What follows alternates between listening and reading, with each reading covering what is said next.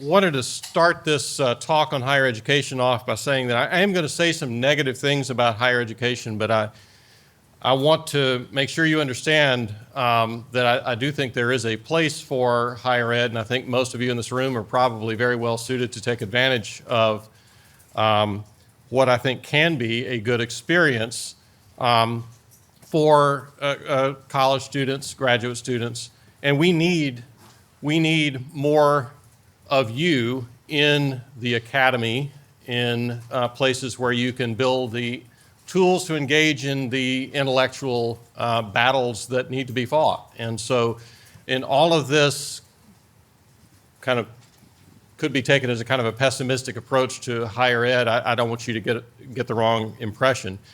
I also am mildly optimistic about some sections of higher ed, and I think that there are some colleges and universities that are very well placed to do well. I teach at a small liberal arts college in South Carolina. We have about 1,800 students. My classes tend to be very small. Largest classes I have are about 25 to 26 students.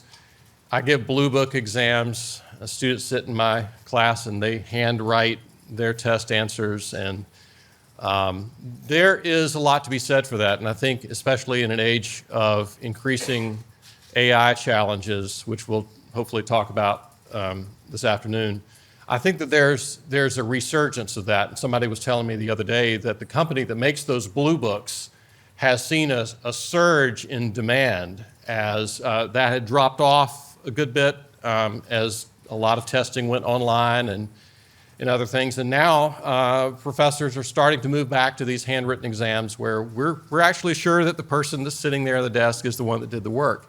And so I think there's a lot to be hopeful for, I think, although there will be some trauma and something of a shakeout, I think, in higher ed. I don't know whether you're too young to get my Dire Straits reference on this title slide here. It's a reference to a 1980s song called Money for Nothing. But I think higher ed has been approaching this kind of increasing cost for diminishing benefit, and that's what I really wanted to focus on today. I showed this slide here on price changes in various parts of the economy over the last, 25 years or so. You can see that the biggest price increases have been in those areas where the government has been very active with subsidies and with regulation, medical care being among those, hospital services up 271%, much higher than overall inflation. And higher education, as you can see, is the next highest on that list, 194% increase in college tuition and fees. So how did we get there? A lot of this has to do with more and more money going into higher education, much of that from the federal government. So we have the Moral Land Grant Act. This was an early piece of legislation that began that process of bringing federal money into education. And then the post-World War II increase in the number of students going into higher education was driven partly by the GI Bill, which gave veterans federal money for college. The National Defense Education Act started the Perkins Loan Program. The Higher Education Act of 1965 brought federally guaranteed private bank loans, and that paid interest while the student was enrolled in school. Pell Grants in 1975 became fully funded. The Student Loan Reform Act, which tied payments to discretionary income in 1993, and then wrote off the debt after 25 years. And then 2007, we had a revision of those payments with a lower percentage of discretionary income. And then 2010, the Healthcare and Education Reconciliation Act, which nationalized the student loan process and put all of that lending and collecting under the Department of Education. Since 2010, we saw a doubling of student loans, 2010 to 2023, a doubling of student loans. And so it's to be expected. It's common sense. If you subsidize something, you're going to get more of it.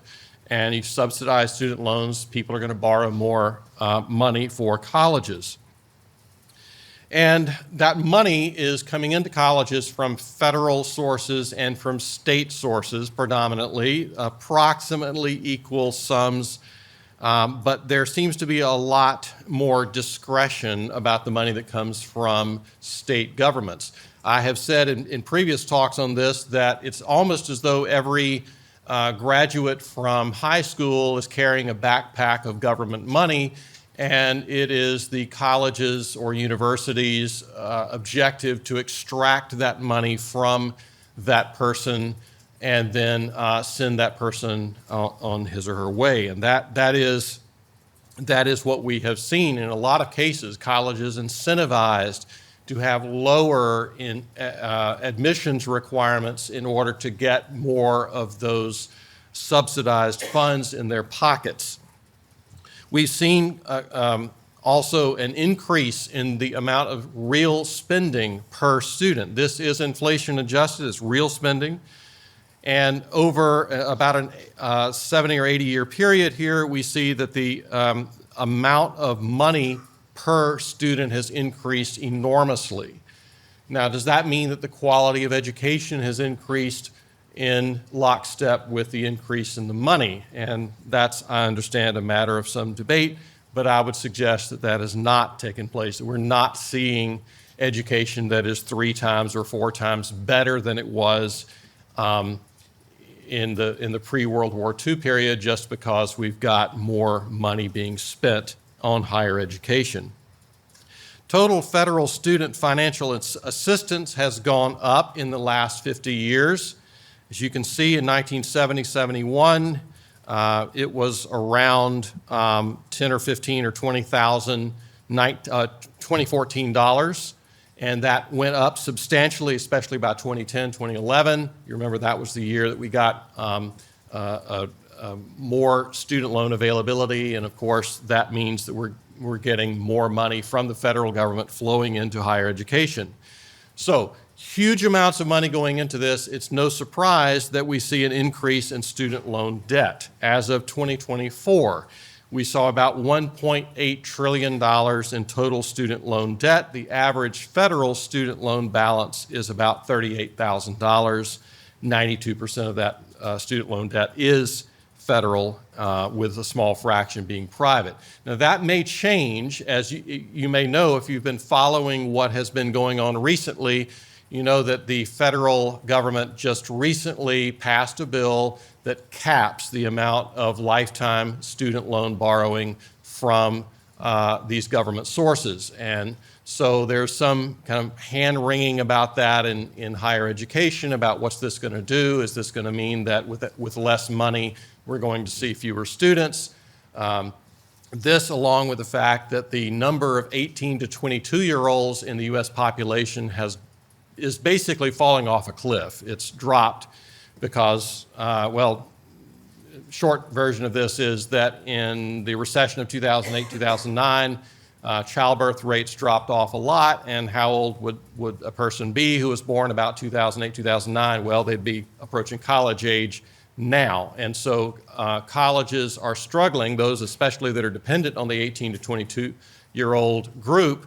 They're struggling to get those students, and now there's this concern about federal money drying up, or at least being capped. Now, I would say there are good reasons not to be concerned about that, even if you didn't have a principled objection to having government funding higher education. One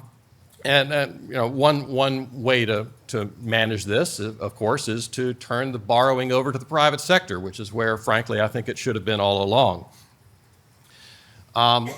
Tuition has gone up faster than inflation. You saw this on the earlier graph. This sort of isolates what's happened to tuition.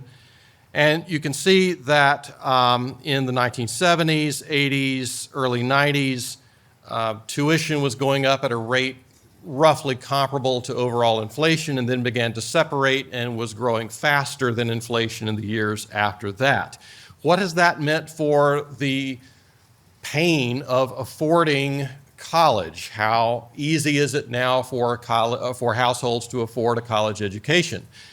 The general impression that a lot of people seem to have about this is that, well, college got more expensive and therefore we needed the government to step in and make sure that it was easy for people to borrow to go to college. And in fact, I think the cause and effect may be reversed, that in fact, college tuition has gone up because it has become easier for households to borrow. Now, that does not mean that the share of household income that is going to college has declined. In fact, we've seen that college and university education has absorbed a larger amount of the median household income over time. So the far left of this graph here is 1969-70, and you can see that that tuition and required fees for a four-year college was about 8 or 9% of the median household income. Even though household income has increased since that time, we saw that by the end of this chart, which is 2011-2012, that had gone up to around 27% of household income, and it continued to rise. In fact, this is a little more recent information here. I wanted to update that chart on the previous slide. This is public and private nonprofit four-year tuition and fees as a percentage of median household income, and you can see this goes all the way to 2022. And it is for private institutions, that's the blue line on the top, that is, looks like about 100, I had it on a note here, but I'm missing my note, but it's about 140% of median household income. And then for public institutions, it's around, looks like about 35 or 40% of median household income. So that indicates that this is a real burden, and people are taking on huge amounts of debt as they go through a college or university, and then if they go into grad school, med school, law school, whatever, they're stacking on even more. And this has become a real problem for those who are seeking a normal college or university education. Now, many years ago, we saw this hypothesis develop that maybe this increased availability of funds was going to result in higher tuition, and that's exactly what we have seen. This is called the Bennett hypothesis. William Bennett, former Secretary of Education, said in 1987 that increases in financial aid in recent years have enabled colleges and universities blithely to raise their tuitions. And some more recent work on this has indicated that it is perhaps as much as a dollar-for-dollar increase. This 2012 study from Nicholas Turner says that tax-based aid crowds out institutional aid roughly dollar for dollar, indicating that if the government provides a dollar of aid, your college or university will provide a dollar less. It's not really helping you very much. Another study from 2013 finds that the Title IV institutions that are eligible to participate in these federal student aid programs charge tuition that's about 78% higher. So 78 cents on the dollar of your tuition rising, that's not really improving your affordability very much if you're getting federal student aid. Another study from 2017 said that they found a pass-through effect on tuition of about 60 cents on the dollar, smaller but positive effects for unsubsidized federal loans. This is most pronounced for more expensive degrees and those provided by private institutions.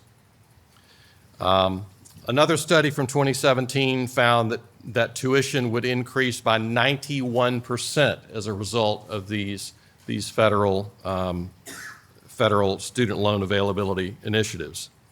So where's this money go? Is this going to make your educational experience better? Is this, I mean, you could sort of understand if there's more money flowing in and you're getting a better product so that maybe your earning capacity or your fulfillment in life has been much improved by having all of this extra money going into higher education. And yet what we find is that a lot of the money is going into things that are definitely not academic. Richard Vedder, in his book, Restoring the Promise, goes into a lot of this in excruciating detail. I'll just give you a couple of anecdotes here. Princeton University spent $136 million on a new student dormitory, which came out to about $300,000 per bed. Since 2000, New York University provided $90 million in loans, many of them zero interest and forgivable, not to students, but to administrators and faculty who bought very nice homes on the Hamptons, and also many other lavish perks. Some universities, larger universities, will maintain private aircraft that they use to fly their top administrators and coaches around. And of course, this is incredibly expensive, but if you've got that kind of money, then that's what you do. So what is it that exactly universities are about? I mean, there are three possibilities as I see it. We could look at a university education as doing what, honestly, I thought of my profession as I went into it many years ago, that we're teaching students valuable ways of thinking, truths about the world, analytical ability, just basic facts about our discipline, and we're preparing students for a more fulfilling life and more income maybe as they move into some sort of occupation or career. Another possibility is that we're providing a signal. Maybe it's not so important what we're teaching as that we're requiring young adults to go through a series of hurdles. And if you can make it through these hurdles, then you've demonstrated something about yourself, that you're motivated, persevering, and intelligent. And that this is something that employers like to see. They want to get motivated, persevering, and intelligent graduates and employees. And so all we're doing is sort of filtering out those that don't meet those characteristics and giving people a piece of paper at the end that says, yes, we certify that you have these characteristics. It doesn't really matter what your discipline was, as long as it was challenging, it would be satisfactory toward those ends. And then third, maybe we're just providing fun, an enjoyable environment, social opportunities, and so forth. So let's look at the first one here. Earnings and unemployment rates by educational attainment. Okay, so this is what you're shown by maybe a high school guidance counselor, somebody who's trying to help you with your college applications, or somebody who's basically defending the idea that you should go to college after you graduate from high school. And they'll say, okay, well, look, the more education you get, the more you're going to earn. Your unemployment rate will actually be a little lower maybe a lot lower if you get more education. And so this is because they say college is inculcating these analytical skills and this knowledge that you will need to be successful in the workplace. Well, are we actually doing this? I mean, so I'm going to dwell on this slide for a little bit because I want you to think carefully about what it's suggesting. First of all, there are managers who, in responding to surveys and what they're seeing from recent college graduates, are saying they don't have any critical thinking skills. They don't solve problems very well. We're not getting graduates from college that have the kinds of things we want them to have as they come into the workplace. Well, there's some data that we have here from CLA Plus, and what they found in the survey is that in 4 years of higher education, we get a 17.5% reduction in non-proficiency of essential skills. And so that's not to be confused with percentage points, you understand, but 17.5% reduction. So that's 57% that do not have those skills entering college, and that percentage drops to 47%, so a little under half of students exiting college do not have those skills. So, we did a good job, reducing that percentage from 57 to 47, right?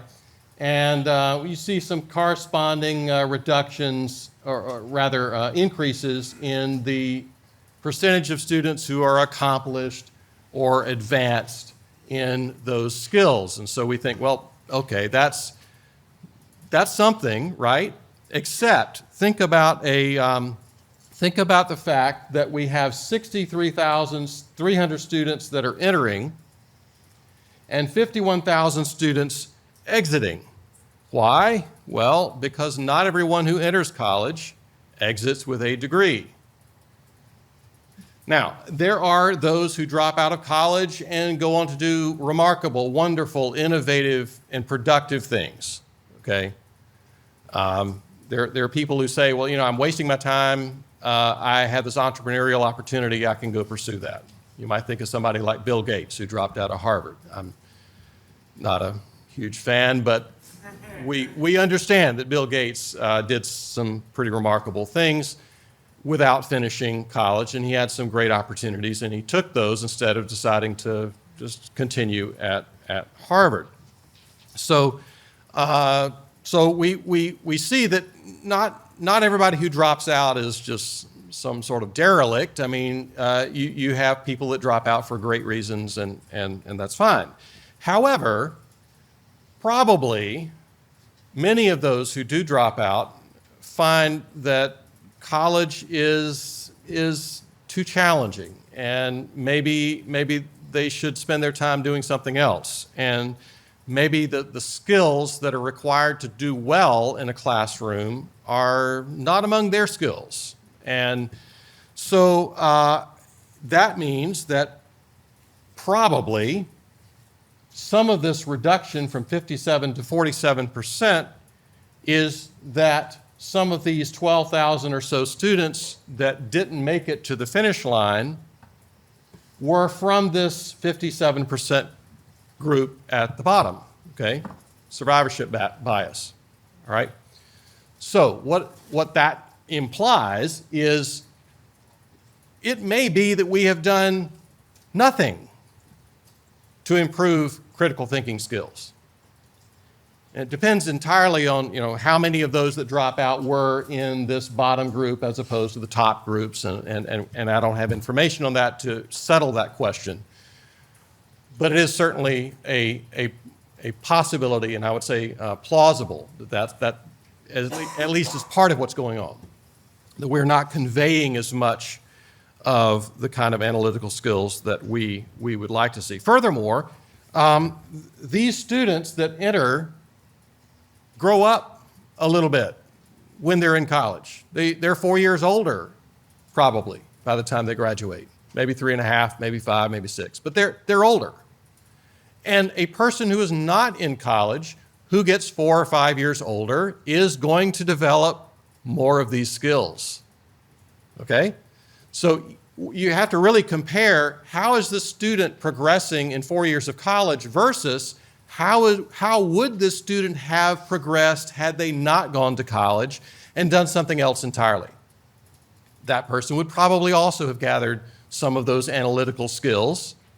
So that puts even more of a question mark on how much we are contributing in the college or university environment.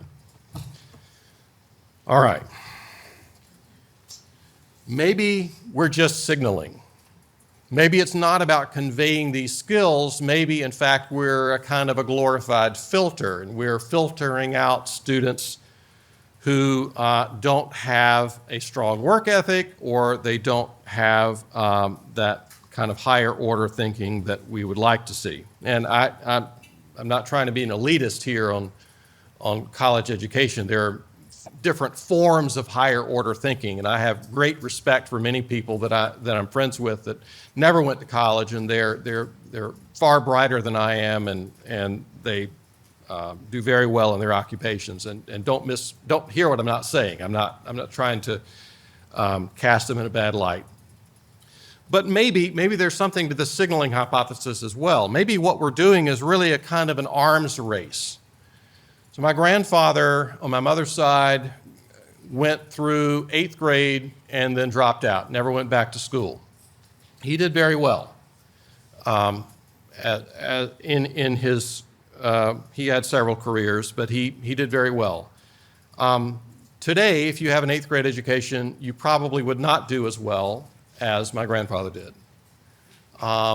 What a high school education would have gotten you in the 1950s would not get you today, all right? So maybe what we're doing in going to college or universities is we're investing in a kind of a relative standing. So it's how much you have relative to other people, not the absolute amount of the skill or ability that you have. Maybe employers are using educational attainment as a kind of a signal of that motivation, perseverance, and intelligence that I mentioned earlier. Well, let's suppose the top 50% of those that have the most schooling get the good jobs, and those that they're in the bottom half by educational attainment get the bad jobs, okay? So in order to prove that you're a superior employment prospect, you would then need to have more of that signal of motivation, perseverance, and intelligence than other people. So maybe in 1950, we're over here, and people who have less than a high school education tend to get the jobs that are less remunerative, less desirable, difficult working conditions, and so forth. Again, my grandfather, 8th grade education, he did pretty well in spite of having less than a high school education. And then if you have a bachelor's degree, you'll do better. You'll tend to have higher income, better working conditions, and so forth. Well, skip ahead 75 years, and what do we have? In order to prove that you merit that higher job by virtue of your skill level, then you have to stack on more education on top of this, a master's degree maybe, instead of just having a high school diploma or a 2-year degree. So what this implies is that maybe people are investing more than is necessary to be prepared for a career. Maybe they are giving up on other things, other alternative tracks that would have prepared you for a career that don't involve sitting in a classroom for 4 or more years. And so we get this kind of credential inflation. Formal education may still pay off for some people, but some people are simply spinning their wheels. They're doing a lot of work, but they're not really getting an extra benefit except to prove that they are more likely to have the desirable workplace skills than others. Now, I am blurring some distinctions here across different fields, but we know that there are those who go to college and they pay the same tuition and they get a degree in, let's say, physics, a notoriously difficult field, and others who maybe get a degree in a less difficult field. And these are not going to have the same income potential after graduation. My understanding is that Wall Street financial firms like to hire people who have physics degrees or other kinds of difficult science degrees, even though you're probably not going to be doing physics when you get to Wall Street. They know that you have signaled that you are a hard worker, that you're capable of understanding something difficult, and you will press through to a final completion of a project. One of the kind of proofs, and this is drawn from Brian Kaplan's work on this. He's got a book called The Case Against Education, where he makes this kind of signaling argument. And he says, look, if you, let's say, 4-year education, that's 8 semesters. Let's say you go 7 semesters of your 4-year program, and then you drop out. What's your relative income boost going to be after 7 out of 8 semesters? Are you going to expect to get 7 out of 8 of the dollars of increased income after you graduate compared to someone who stayed the extra semester? What do you think? Could you expect to get 7/8 if you did 7/8 of the work and you just didn't get the degree and you quit after the 7th semester? No. This is something called the sheepskin effect, right? So if you finish all 8, you get that income boost. It's not automatic, of course. I mean, I'll leave that alone. But that's 7/8 is not going to get you 7/8 of the advantage that 8/8 would.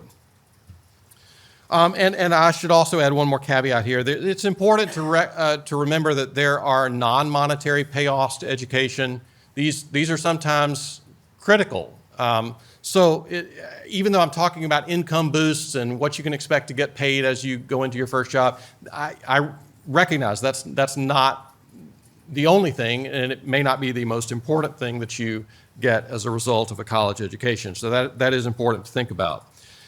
But in terms of how all of this extra education is playing out in what people are doing after they graduate, these are the education. This is pulled from Richard Vedder's book, this pie chart here. These are the education requirements of occupations held by college graduates. And I want you to notice here that nearly half, 48% of people in a job, 48% of college graduates who are in a job that does not require a college degree.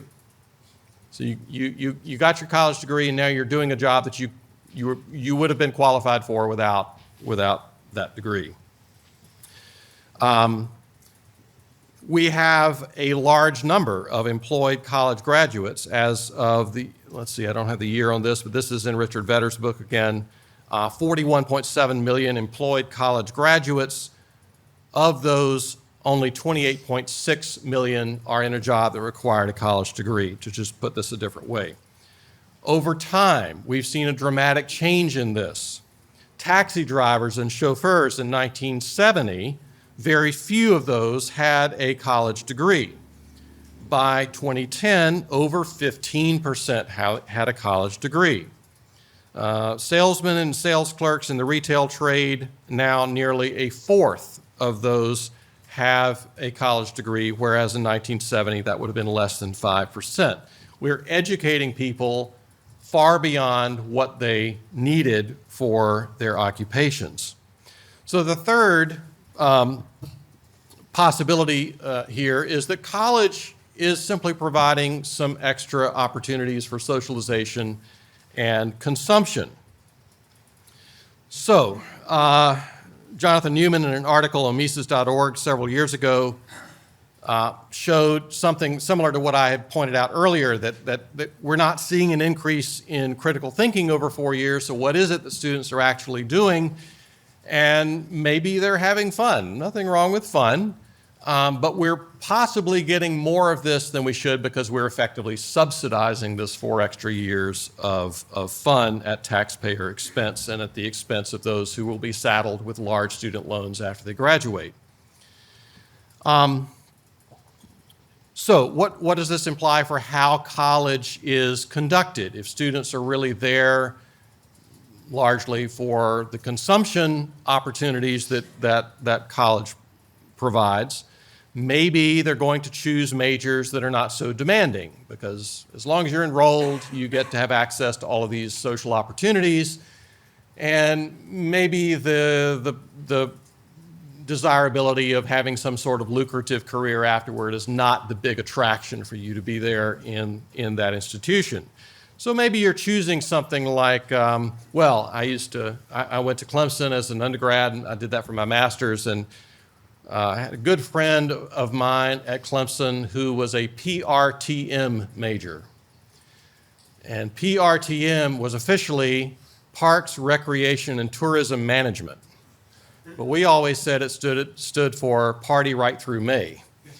And there may be a shift in college majors toward majors that allow access to all of these social opportunities, but don't put too many demands on social time and maybe end up being kind of thinly disguised entertainment opportunities. So this is a chart, again, from Vedder's book, which I again, highly recommend.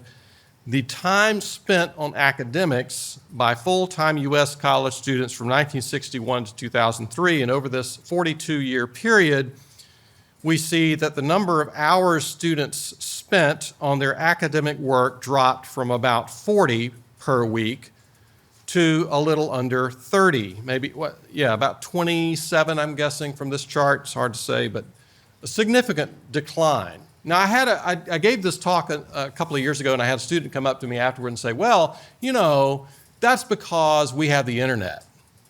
And so when you're looking for resources, you had to go flip through this card catalog in the library, and it took you forever to find books and papers, and now we can do it very quickly, and it doesn't take us very long to do that. And I've also noticed that students are spending a lot less time writing their papers than they used to. So, yeah. So I said, look, you know, we didn't have the internet in 1988 either, but you can see that there was a significant decline between 1961 and 1988, and we barely had the internet in 2003. So this is not really about the fact that you now have the internet to do your research. I do have to talk about this issue of plagiarism and what's happened with incentives in colleges and universities, because this is something that I think we're really going to have to figure out. A lot of college education has moved online. Now, my institution is a four-year undergraduate-only institution. We don't have a graduate school. We don't have any online courses. We're all face-to-face courses, and I'm optimistic about that model going forward. I think that that's going to be a really good position to be in as a college in the current environment and moving into the future. But think about the overall incentives that the government money flowing into higher education has created.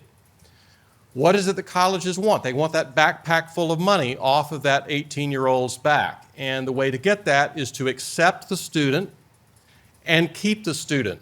Extract the Pell Grants, extract the student loans, send the student out the door at the end of 4 or 5 years on their merry way. And so the administrators are incentivized to accept students without scrutinizing their abilities too much. And writing ability is one of those abilities that I think has dropped off in the long term. When the student is in the institution does not have a strong incentive to vigorously prosecute plagiarism, except to the extent that they want to maintain their reputation. They don't want to become a degree mill, but they don't want the student really leaving either, because then there goes the money. For the most part, there's an incentive to downplay or turn a blind eye to the problems. On the faculty side, the faculty and the graduate teaching assistants and so forth that are actually grading papers and going through all of that tedium of evaluating students, well, they really don't want to have to deal with the bureaucracy of prosecuting a plagiarism case. Now, I personally think I've got a pretty strong sense of justice, and it's morally offensive to me when I see people cheating, and so that kind of drives me to go through this process even when I don't really want to. But there's an incentive against vigorous prosecution of these kinds of problems, and you compound this with online education. And I was talking to a family member of mine recently, and her kids are in a big state university, residential students, and they're taking a lot of classes that are online. In spite of the fact they're on campus, living on campus in a dorm, and they are taking classes online. I'm sure that's true of a lot of you. And if you're online, we know that there's not a very good way to kind of monitor what you're doing. And that is becoming even worse now because of AI. There's a lot of grade inflation. We've got a lot of part-time instructors coming into higher ed. They don't have a real strong incentive to prosecute in plagiarism and other academic dishonesty because they're there maybe on a short-term basis. Maybe they have their eye on some sort of tenure track job later, and they don't really want to get bad student evaluations by being too hard on students. So their incentives are to be easy and to get those positive student evaluations and then be able to go on to the job market and say, look, I'm a great teacher, my students think I'm great. And look at all my great student evaluations. Whereas if you're like, I'm holding the line here and I'm not going to allow students to cheat and I'm going to prosecute it, then students don't really like that on the whole, and that works against the instructor. So this is what's happened to A's and B's and other grades over the last, this goes all the way back to 1940. And you can see A's have become not quite the majority as of 2012 anyway. I think that may be the majority today. But this is what's happening is that students are getting A's and B's and so forth. Part of this is driven by, again, this kind of subsidization. Because in order to qualify for the government money, you've got to maintain a certain GPA. You're not paying out of your pocket where, if you're paying out of your own pocket and college is cheap because it's not being subsidized, then, you take your C, you pay your tuition, you get your degree, no big deal. But if you have to maintain a certain threshold GPA to qualify for those grants and those loans and so forth, well, you're gonna go to your professor and you're gonna say, look, I gotta have a B or I'm gonna lose my scholarship. And the professor's like, well, I don't want to be the bad guy here. I don't want somebody to lose I'm not psychotic. I don't hate students. I want them to succeed, and I don't want to be the guy that's like, you lost your $10,000 scholarship because of me. And so that's a good bit of moral pressure. I've got my own ways of thinking about this. I'm not, I'll maybe talk about that later, but that only goes so far with me, but it's a real problem. I mean, it tends to encourage this kind of grade inflation. Let me just say in the last several minutes that I've got here, a few things about AI, because I know this is something that's now pervasive. It's not like something that only the kind of tech-savvy students are familiar with this. Now it's everybody is familiar with what this does. And it's difficult because there are legitimate and positive and helpful uses of this technology, and yet the dividing line is not always clear between the legitimate uses and the dishonest uses of this. And I'm going to tell some of my students this is an article I ran across in June, but I'm going to tell my students going into my classes this fall about this study that found that when students were using AI to write their papers, they were losing their analytical ability. They were losing their cognitive skills. And it's not just about producing some sort of product that is a nice looking product that your professor will find easy to read and satisfactory. It is the fact that you are not putting into your head what you need to be putting into your head. You're ultimately losing cognitive ability as you use this kind of technology, when the objective of the writing is to instill that cognitive ability, which is what writing does. It's not just that I want a paper, I want you to learn something. And you learn something when you are engaged in that writing process, okay? If you skip that and you just farm that out to AI, you're missing the point. It's one thing if you're writing if you're writing a copy for an ad for your company one day and you use AI for that. The objective of writing the copy is not to learn something yourself, okay? So that's a different purpose for AI. I was talking to another family member who said, I've got this business and I need to write copy for my website and I used AI for that. And what do you think? Okay. That's because the objective of creating a website is not so you can learn something. Although you might, that's not the objective. Colleges and universities are supposed to be about learning cognitive ability. one MIT study, and this is from July 17th, and I'll give you a QR code at the end so you can scan that and get all the details on where these sources are. But this MIT study said that volunteers writing essays who used AI recorded lower brain activity, poorer memory of what they had written, and a weaker sense of authorship compared to participants who did not use AI. AI users consistently underperformed at neuro-linguistic and behavioral levels and maintained that same limited mental activity even when they no longer had access to it, which should be scary to you. Now, I've got some things here on Hayek, which I don't have a lot of time here to cover. I'm out of time. But I do want you to recognize there are fundamental limits to what AI can do. It is, and Professor Engelart and others have written on this, on what can AI plan an economy? No. Okay. So I'll close with this.